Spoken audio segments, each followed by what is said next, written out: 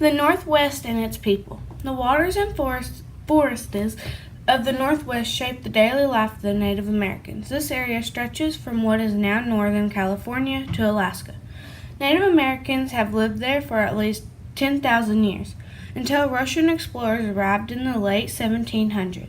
Native Americans depended on the land for their needs. Tribes built homes for trees and nearby forests. They gathered food from the land and waters. For Northwest Indians, the forest and waters were part of their thriving culture.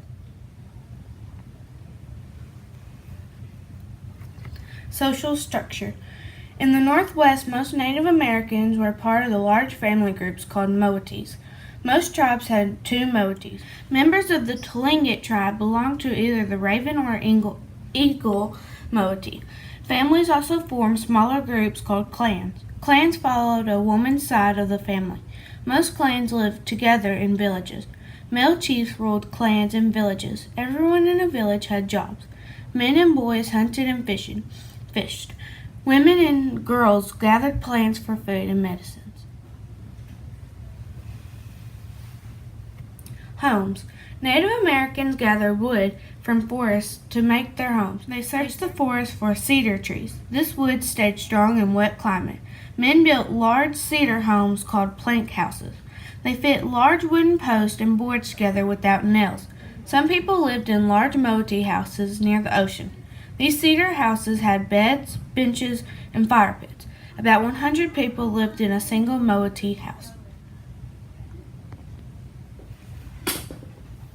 Food. Northwest tribes got their food from the land or water.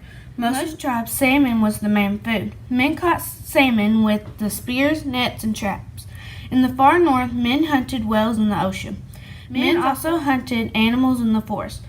In the summer, women gathered berries, roots, and bird eggs. They found snails and clams along the beach. Women dried extra food for winter. Women wove materials from nature into clothing.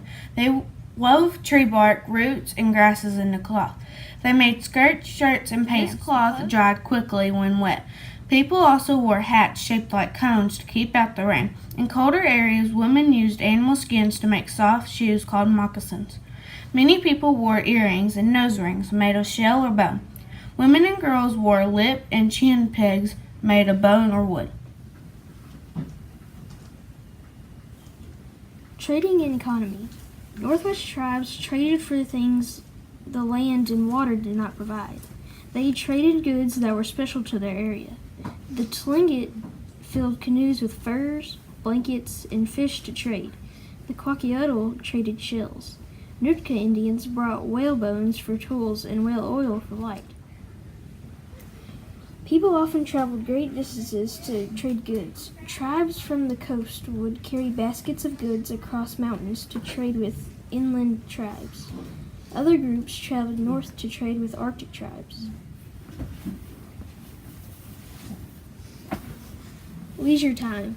Most Northwest tribes enjoyed playing guessing games. The hand game was popular in many tribes. One person hid a small bone in one hand. Other players tried to guess which hand held the bone. Children also played guessing games. They tossed sticks, bones, and colored stones. Players guessed how the objects would land. Children also learned skills through play. Boys learned to use large canoes by using smaller ones. Girls cared for dolls made from wood and grass to learn child care. Traditions. In the Northwest, tribes held potlatches to celebrate events. Clan leaders held these ceremonies for births, weddings, and other events. It took months to prepare the food and gifts for the potlatch. A potlatch lasted several days. Hundreds of guests sang, danced, and told stories. The leader gave everyone gifts, such as baskets, blankets, or pots. These gifts were a sign of the chief's money and power. Passing on traditions. Native Americans told stories to pass on traditions. Northwest tribes told stories about how their land and people began. The Tlingit told stories about a thunderbird who lived up on top of the highest mountain. The thunderbird could start a storm by flapping its wings. People also shared history through art. The Haida and other tribes totem poles. Animals and symbols on these poles told the history of a clan. Today, these poles remind Native Americans of their past.